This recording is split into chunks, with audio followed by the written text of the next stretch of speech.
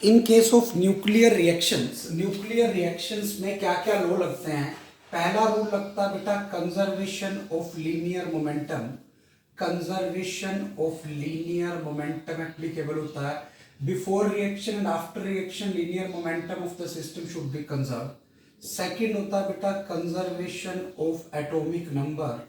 Conservation of atomic number, atomic number conserve रहता है, और जिसको आप बोल सकते हो कंजर्वेशन ऑफ चार्ज भी बोल सकते हो, क्योंकि न्यूक्लियस का एटॉमिक नंबर उसमें नंबर ऑफ प्रोटॉन बताता है, और नंबर ऑफ प्रोटॉन बोलने का मतलब चार्ज से है कि जितना प्रोटॉन है इनटू उतना ही चार्ज है, चार्ज पहले और चार्ज बाद में सेम होना चाहिए। थर्ड रूल जो एप्लीकेबल होता है वो होता है बेटा conservation of mass number. Conservation of mass number applicable होना चाहिए। मास नंबर को ए से लिखते हैं, पहले रिएक्शन से पहले और रिएक्शन के बाद का मास नंबर सेम होना चाहिए।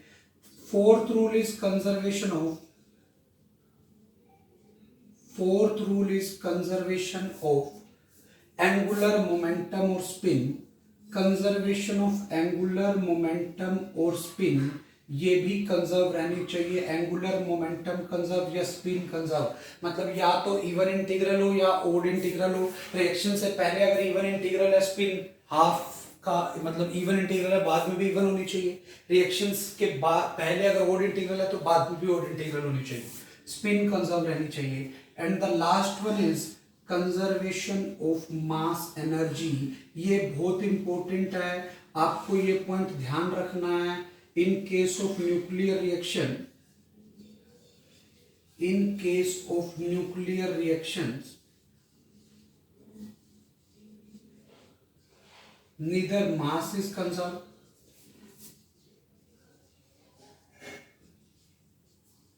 nor energy is conserved,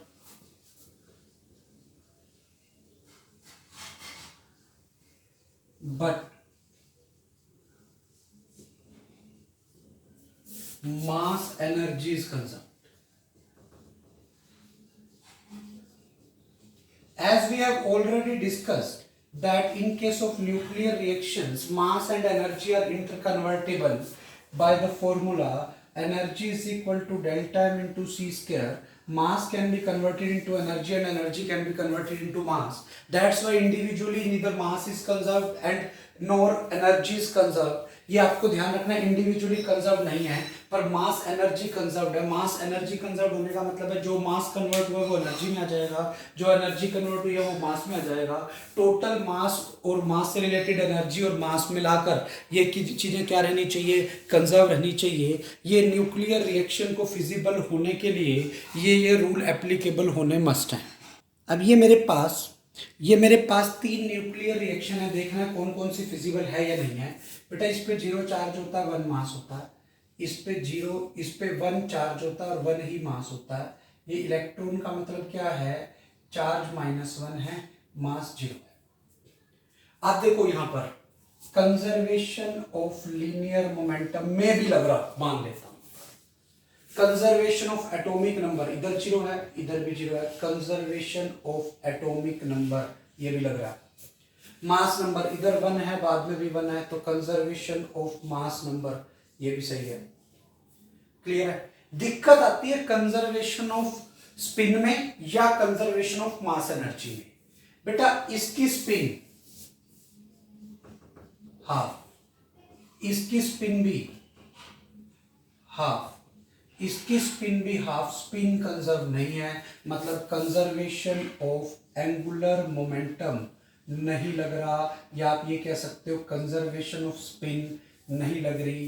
तो ये रिएक्शन नॉट फिजिबल, ये रिएक्शन पॉसिबल नहीं है, ये रिएक्शन फिजिबल नहीं है। Any doubt? क्लियर है? यहां तक कैसे हमें चेक करना है? इस केस में अगर मैं चेक करूं 0 1 1 1 -1 0, ये देखो बिल्कुल सेम ही है। ये एक पार्टिकल है, इस पार्टिकल का नाम मैंने एंटी न्यूट्रिनो पार्टिकल रखा है। इस पे कोई चार्ज नहीं होता, कोई मास नहीं होता, ये स्पिन रख सकता है अपने पास, इसके पास स्पिन एनर्जी हो सकती है। कंजर्वेशन ऑफ लीनियर मोमेंटम लग रहा है, कंजर्वेशन ऑफ एटॉमिक नंबर लग रहा है, कंजर्वेशन ऑफ मास नंबर लग रहा है। अब कंजर्वेशन ऑफ स्पिन भी लग रहा है। कैसे लग रहा है? अगर मैं स्पिन की बात करूं, यहां पर स्पिन हाफ, यहां स्पिन हाफ, यहां स्पिन हाफ, तो बेटा इसकी स्पिन माइनस हाफ, इसकी स्पिन इलेक्ट्रॉन से अपोजिट होती है, इसलिए इसका नाम एंटी न्यूट्रिनो है। स्पिन भी कंजर्व होगी और एनर्जेटिकली भी फिजिबल है, एनर्जेटिकली भी पॉसिबल है। तो ये रिएक्शन हमारी फिजिबल है, ये हमारा आंसर आ गया। एनर्जेटिकली क्यों फिजिबल है? मैंने आपको पहले भी बताया था, एक free neutron is not stable, हम ऑलरेडी डिस्कस कर चुके हैं। Free neutron is not stable. अगर एक न्यूट्रॉन फ्री है, फ्री का मतलब न्यूक्लियस के अंदर नहीं है, तो वो स्टेबल नहीं होता, तो वो अपने आप ब्रेक कर जाता है, किसमें? प्रोटॉन में और इलेक्ट्रॉन में। एनर्जेटिकली क्यों फिजिबल है? न्यूट्रॉन का मास ज्यादा, प्रोटॉन का मास कम है, इसका मतलब यहां से यहां पे कुछ मास कम हुआ है, मास कम हुआ तो वो मास किस में चला गया? एनर्जी में चला गया, ठीक है। इसीलिए ये चलने लग गए, इनकी कुछ ना कुछ काइनेटिक एनर्जी होती है। अब अगर मैं इधर बात करूं, 1 1 0 1 -1, ये +1 0, ठीक है, ये इस पार्टिकल का नाम न्यूट्रिनो पार्टिकल है। अब आप देखो ध्यान से, इसकी स्पिन इलेक्ट्रॉन वाली स्पिन होती है, मतलब इसकी इलेक्ट्रॉन से अपोजिट थी, तो इसकी अकॉर्डिंगली स्पिन पॉजिट्रॉन से अपोजिट होती है। कंजर्वेशन ऑफ लीनियर मोमेंटम लग रहा है, कंजर्वेशन ऑफ एटॉमिक नंबर लग रहा है, कंजर्वेशन ऑफ मास नंबर लग रहा है, कंजर्वेशन ऑफ स्पिन भी लग रहा है, क्योंकि ये स्पिन को कंजर्व कर रहा है। But energetically not feasible, energetically ये रिएक्शन फिजिबल नहीं है। क्यों फिजिबल नहीं है? प्रोटॉन का मास कम है, न्यूट्रॉन का मास ज्यादा है। अब बेटा मास यहाँ ज्यादा हो रहा है, यहाँ मास ज्यादा हो रहा है, इसका मतलब मास आया कहां से? कोई ना कोई एनर्जी देनी पड़ी होगी, तो इसलिए मुझे इसमें बाहर से एनर्जी देनी पड़ेगी, और जो मैं यहाँ पे दे नहीं रहा हूँ, इसलिए ये रिएक्शन फिजिबल एनर्जेटिकली नहीं है, तो ये नॉट फिजिबल, ये वाला इसका आंसर आ गया, नॉट फिजिबल। दूसरा आपको ये भी पता होना चाहिए, हम पहले ही पढ़ चुके हैं, ए फ्री प्रोटोन इज स्टेबल, वो फ्री प्रोटॉन अपने आप ब्रेक नहीं करेगा न्यूट्रॉन में। फ्री प्रोटॉन स्टेबल होता है, बल्कि फ्री न्यूट्रॉन अनस्टेबल होता है। In case of nuclear reactions, the energy release, जो भी एनर्जी रिलीज होगी, will not go in the form of heat, that energy will go in the form of change in kinetic energy of product and reactant of the reaction. तो जो change in kinetic energy हो रही है product और reactant की, उसकी form में ये एनर्जी जाएगी। एनर्जी हीट की फॉर्म में नहीं जाती होती न्यूक्लियर रिएक्शन में। जैसे मैं ये कहूं, ये मेरे पास एक न्यूक्लियर रिएक्शन है, A + x goes to y + b, A + x goes to y + b, ये एक न्यूक्लियर रिएक्शन है। अगर मुझे इस न्यूक्लियर रिएक्शन की Q वैल्यू निकालनी है, Q value of nuclear reaction निकालनी है, सपोज ये Q है, तो this Q can be written as kinetic energy of product minus kinetic energy of reactant. Clear? आपको देखो ऐसा देखना बेटा, ये रिएक्टेंट है, ये प्रोडक्ट है। अभी मान लो इनके पास कुछ मास भी है, कुछ एनर्जी भी है। अब यहां गए तो मास कुछ कम हो गया, तो पक्का एनर्जी बढ़ गई होगी, क्योंकि मास can be converted into energy and energy can be converted into mass. तो यहां से ये आ गया rest mass energy of reactant plus kinetic energy of reactant is equal to rest mass energy of product plus kinetic energy of product। हाँ बेटा clear है? जो भी रेस्ट मास कन्वर्ट हुआ है, यहां मास अगर कम हो गया तो काइनेटिक एनर्जी बढ़ गई होगी। तो यहां से क्या आ गया बेटा, इसी Q वैल्यू को आप ऐसे भी लिख सकते हो, this is kinetic energy of product minus reactant, और you can say that this is rest mass energy of reactant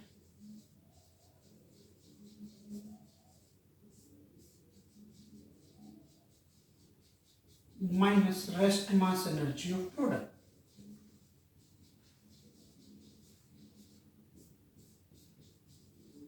ये आपको Q वैल्यू आपको अगर काइनेटिक एनर्जी दे रखी है उसकी टर्म में निकालनी है तो kinetic energy of product minus reactant, अगर रेस्ट मास एनर्जी की फॉर्म में निकालनी है या मास की फॉर्म में निकालनी है तो ऐसे निकालनी है।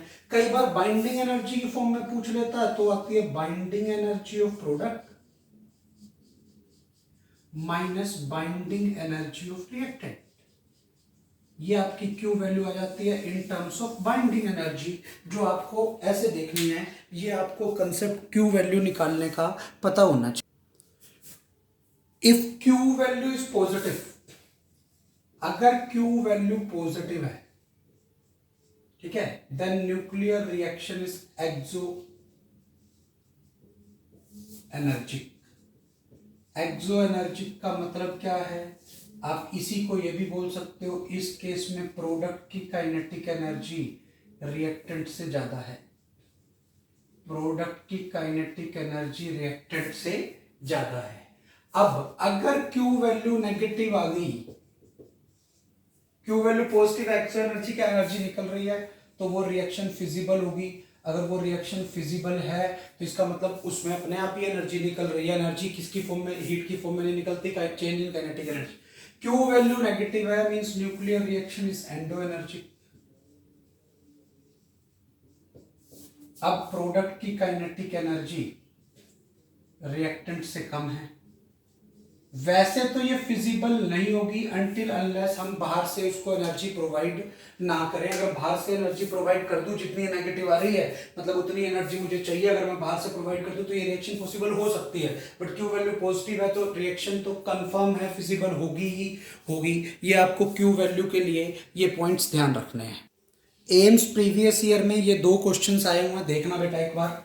इन a nuclear reaction, fusion reaction, two nuclei A and B fuse to produce a nucleus C, releasing an amount of energy delta E in the process. If mass defect of three nuclei are delta Ma, delta Mb and delta Mc respectively, then which of the following relations hold good? आपको बेटा इसका concept समझना है। अच्छा question है, अभी आया था जेई मेन में आने के बहुत ज्यादा चांस है, नीट में आने के बहुत चांस है, 2018 में आया हुआ क्वेश्चन है। देख, what is binding energy of A? This is delta Ma into C square. Binding energy of B, this is delta Mb into C square. And on the same line, binding energy of C, this is delta Mc into C square. Any doubt? Clear? What is Q value? Q value is binding energy of product minus binding energy of reactant. We have already discussed. Q value का मतलब है कितनी energy release हो रही है या निकल रही या हमें चाहिए। रिलीज हो रही है तो प्लस की और चाहिए तो माइनस की। इसमें एनर्जी रिलीज हो रही है तो what is Q value? Q value will be delta E plus का है। Binding energy of product, product is C, so I can write delta M C into C square minus delta M A into C square minus delta M B into C square. हमें relation निकालना है आपस में delta M A M B M C में। आप इसको इधर ले आओ, ये क्या बन गया? Delta M A plus delta M B is equal to delta M C, ये उधर चला गया, minus delta E by C square. This is our answer. ये हमारा आंसर आ गया। अब मैच कर लेते हैं कौन सी ऑप्शन बन रही है। ये आप देख लो, ये फर्स्ट ऑप्शन, ये आपका आंसर आ गया। एम्स 2018 में आया हुआ क्वेश्चन है। हम क्लास के कंसेप्ट में ये क्वेश्चन ऑलरेडी देख चुके हैं, तो आपको इस तरह से इस क्वेश्चन को ट्राई करना है। नेक्स्ट क्वेश्चन है, which one of the following is a possible nuclear reaction. पहले वाले में देखते हैं बेटा, इधर 5 + 2 7 हो गया और इधर 7 + 1 8 हो गया। इक्वल है? नहीं है। कंजर्वेशन ऑफ चार्ज एप्लीकेबल नहीं है, तो ये आंसर नहीं हो सकता। अगले पे आ जाते हैं। यहां देखो 11 + 1 12, 10 + 2 12, ये सही है। इधर 23 + 1 24, दिस इज 20 + 4 24, ये भी सही है। मतलब कंजर्वेशन ऑफ चार्ज भी लग रहा है, कंजर्वेशन ऑफ मास नंबर भी लग रहा है। क्लियर है? अब स्पिन देखते हैं, स्पिन भी सेम आ जाएगी, 23/2 1/2, इधर 20/2 4/2। ठीक है, कंजर्वेशन ऑफ लीनियर मोमेंटम भी लग रहा होगा, तो बेटा ये आपका आंसर हो सकता है, अभी देखेंगे। उसके बाद 23, 93, 93, ये 94, इस बीटा का मतलब क्या है, -1 E0। बीटा का मतलब क्या है बेटा, -1 E0। अगर ये -1 E0 है तो आप देखो ये 93 हो गया, ये 239 हो गया, ये भी ऑप्शन हो सकती है। अब अगर मैं डी की बात करूं तो यहाँ 718, यहाँ 6, ये बीटा का मतलब होता है बेटा -1 E0। अब यहाँ 5 हो गया, यहाँ 8 हो गया, तो ये भी पॉसिबल नहीं है। तो अभी तक ये दो आंसर है, बी और सी। अब देखते हैं इनमें से कौन सा गलत हो सकता है। तो बेटा इसमें दो आंसर पॉसिबल हैं, बी और सी दोनों हो सकते हैं। क्यों? क्योंकि स्पिन वाला रूल भी लग रहा है। हाँ, एनर्जेटिकली अगर एनर्जी की वैल्यूज देके चेक करें कि भाई कौन सी एनर्जेटिकली पॉसिबल है, कौन सी एनर्जेटिकली पॉसिबल नहीं है, फिर आप अकॉर्डिंगली वो फिर चेक करके देख सकते हो। इस हिसाब से सिंपलेस्ट अगर सोचो तो दो आंसर आ रहे हैं, एक बी एक सी।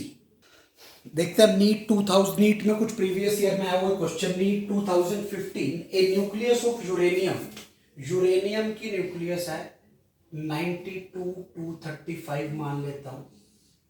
इट डिकेज एट रेस्ट, ये किस पे है बेटा, रेस्ट पे है, into nuclei of thorium and helium. Helium का मतलब 2He4, तो ये बच गया 90 और 231। क्लियर है बेटा? ये रेस्ट पे थी पहले वाली। अब अगर इनिशियल मोमेंटम जीरो हो गया यहां पर, तो फाइनल मोमेंटम भी जीरो होना चाहिए। फाइनल मोमेंटम जीरो होने का मतलब है थोरियम वाली न्यूक्लियस का मोमेंटम और हीलियम वाली न्यूक्लियस के मोमेंटम का सम जीरो आना चाहिए। मतलब थोरियम की न्यूक्लियस और हीलियम की न्यूक्लियस के मोमेंटम की वैल्यू तो सेम होगी, but both will move in opposite direction. समझ में आया मैंने क्या कहा है? तो दोनों का मोमेंटम सेम होगा, क्योंकि इनिशियली जो न्यूक्लियस ब्रेक हो रही है वो रेस्ट पे है, तो बेटा मोमेंटम सेम होगा। तो ये वाली ऑप्शन गलत हो गई, ये वाली ऑप्शन गलत हो गई। अब मैं अगर काइनेटिक एनर्जी की बात करूं, what is the formula of kinetic energy? Kinetic energy is p²/2m। अब आप चीज एक देख सकते हो, दोनों का मोमेंटम सेम है, तो इस केस में kinetic energy inversely proportional to mass, mass के इनवर्सली प्रोपोर्शन होगी। इन दोनों में से कौन सा हल्का है बेटा? हीलियम हल्का है, तो हीलियम की काइनेटिक एनर्जी ज्यादा होगी, तो सी आपका आंसर आ गया और बी ऑप्शन गलत हो गई। जब भी एक न्यूक्लियस रेस्ट पे होती है और दो फ्रेगमेंट में टूट जाए, तो दोनों फ्रेगमेंट अपोजिट डायरेक्शन में सेम मोमेंटम से जाते हैं, मोमेंटम की मैग्नीट्यूड सेम होती है, डायरेक्शन अपोजिट होती है, और वहां से मैंने काइनेटिक एनर्जी निकाली p²/2m। जिसका मास कम होगा उसकी काइनेटिक एनर्जी ज्यादा होगी। ये ध्यान रखना है, इंपॉर्टेंट क्वेश्चन है, नीट 2015 में आया हुआ है। ऑन द सेम लाइन जो अगला क्वेश्चन है वो नीट 2014 में आया हुआ क्वेश्चन है, the binding energy per nucleon of lithium and helium are given to us. वो ये दे रखी है बेटा, ये वो ये are 5.60 mega electron volt and 7.06 mega electron volt respectively in the nuclear reaction. ये रिएक्शन दे दी, आपको क्यू वैल्यू निकालनी है। अब आप देखो यहाँ पे आपको काइनेटिक एनर्जी दी हुई है या बाइंडिंग एनर्जी दी हुई है? बाइंडिंग एनर्जी दी हुई है। अगर बाइंडिंग एनर्जी दी हुई है और आपको क्यू वैल्यू निकालनी हो, तो I have already told you, binding energy of product minus binding energy of reactant. This is the way to find the Q value. Now product is this ये दो हैं, तो इसका मतलब 2 time binding energy of helium minus ये देखो, ये होगी binding energy of lithium minus binding energy of H। जब हमने बाइंडिंग एनर्जी का कंसेप्ट किया था तो मैंने आपको बताया था binding energy is applicable for a greater than और इक्वल टू 2। इसके लिए बाइंडिंग एनर्जी 0 होती है। तो अब अगर मैं यहां निकालूं 2 इंटू इसकी बाइंडिंग एनर्जी, 2 इंटू इसकी बाइंडिंग एनर्जी हीलियम की दी हुई है आपको 7.06 है, वो पर न्यूक्लियन है। कितने न्यूक्लियन है? 4, तो ये आ गई 4 इंटू 7.06 माइनस लिथियम की पर न्यूक्लियन 5.60 है, 7 न्यूक्लियन है, तो 7 इंटू 5.60। और हाइड्रोजन की अंडरस्टूड आपको पता होनी चाहिए कि वैल्यू कितनी होती है? 0 होती है।